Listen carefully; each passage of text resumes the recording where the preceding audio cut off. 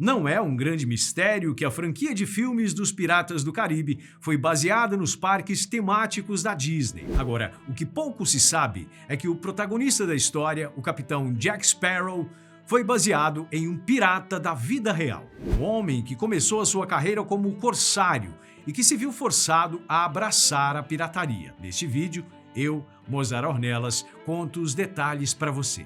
O nome por trás da nossa história é Jack Ward. Só que durante a vida ele foi chamado por vários outros nomes e apelidos.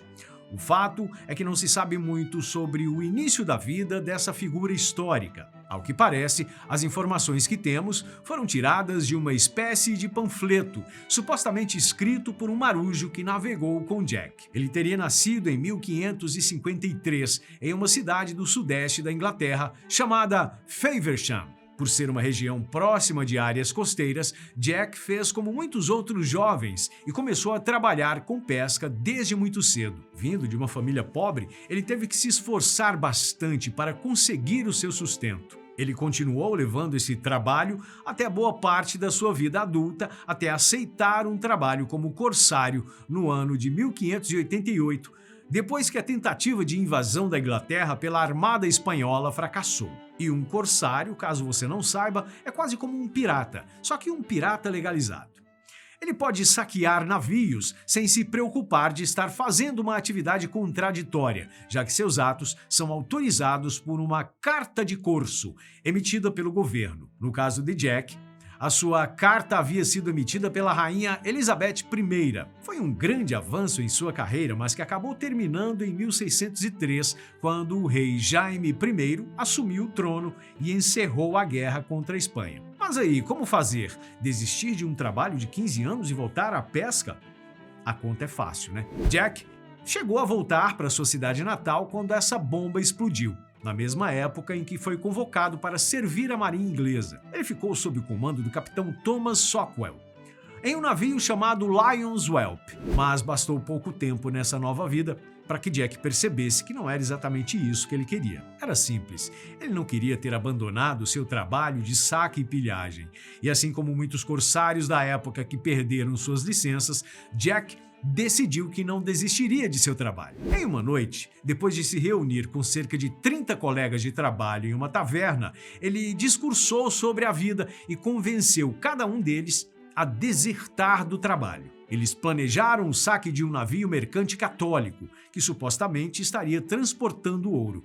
Mas para isso, eles precisariam de um barco. Foi então que Jack e seus companheiros roubaram uma pequena embarcação no porto de Portsmouth, momento em que a tripulação acabou elegendo Jack como capitão. E podemos dizer que essa situação é até um pouco histórica, já que antes disso existem poucos registros de piratas elegendo o próprio líder. Jack seguiu para o saque do tal navio mercante católico e até conseguiu interceptar o barco, mas para o seu azar, a embarcação estava vazia. Para um grupo que havia chegado tão longe, não havia como voltar atrás. E foi nesse momento, com seus 50 anos de idade, que o pirata Jack Ward nasceu. O navio mercante acabou sendo usado para capturar uma embarcação francesa bem maior. E o plano não poderia ter sido mais simples.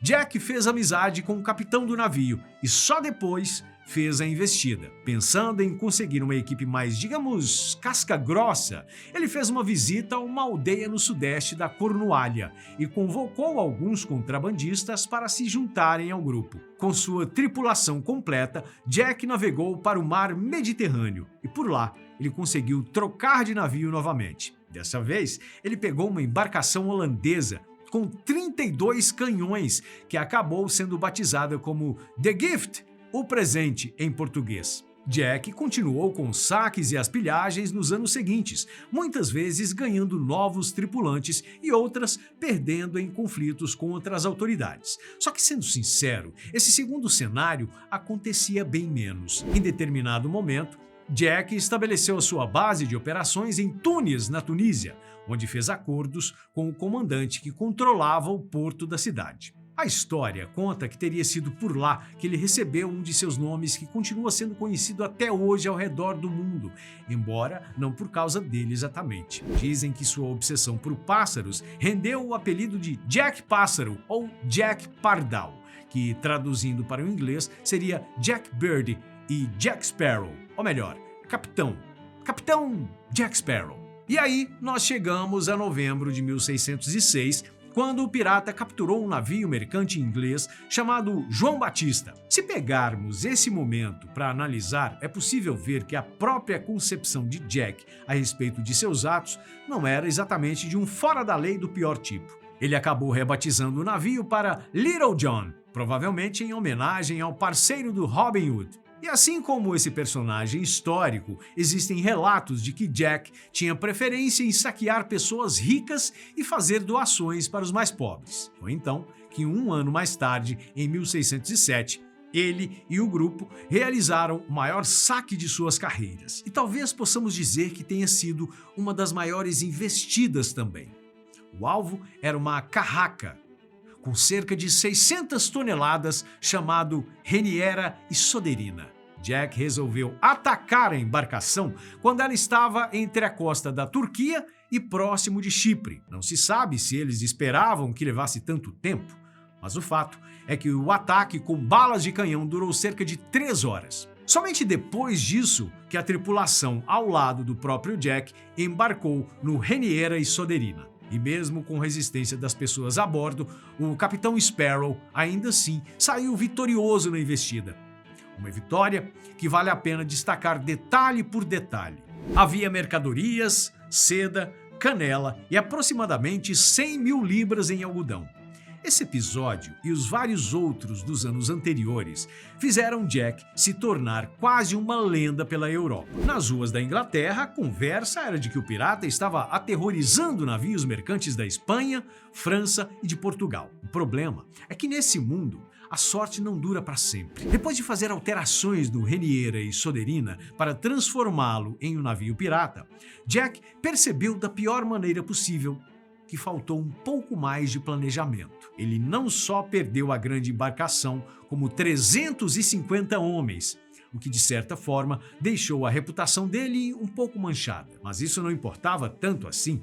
Jack tinha acesso a outras embarcações e sua tripulação não o abandonaria tão facilmente. A questão aqui é que já estamos em 1608, época em que ele tinha 55 anos, e embora ele fosse bom no que fazia, a idade chega para todos. Jack chegou a pedir um perdão real ao rei Jaime I, só que o pedido foi negado devido ao contexto da época. A tensão do país com Veneza era grande, e como Jack havia atacado vários navios venezianos, uma guerra poderia se iniciar. Insatisfeito e sem conseguir o que queria, ele decidiu se estabelecer definitivamente na Tunísia, onde recebeu um pedaço de terra e ganhou proteção de um oficial otomano. Um ano depois, Jack e toda sua tripulação deixaram de seguir o cristianismo e se converteram ao Islã. Considerado um grande amante de rum, ele deixou esse e outros hábitos para trás assim que mudou sua fé. Só que talvez a alteração mais importante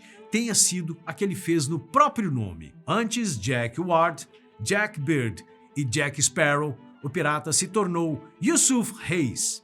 Ele até tinha uma esposa que morava na Inglaterra, mas acabou se casando novamente, dessa vez com uma mulher italiana, o que também não o impediu de continuar enviando dinheiro para a primeira esposa. Além disso, dizem que depois da conversão ao Islã, Jack ou Yusuf deu auxílio a judeus e muçulmanos que estavam fugindo da Espanha por receberem ameaças de morte. De acordo com o aventureiro inglês John Smith, as constantes lutas entre católicos e protestantes fizeram com que Jack passasse a ter desprezo pelos cristãos. E para você ter uma ideia da fama que o Capitão Sparrow adquiriu durante seus anos de saques, em 1612, até mesmo uma peça foi escrita sobre essa conversão do cristianismo ao Islã, chamada de A Christian Turned Turk. Isso é claro, além das várias outras peças, baladas e livros escritos sobre as investidas piratas de Jack.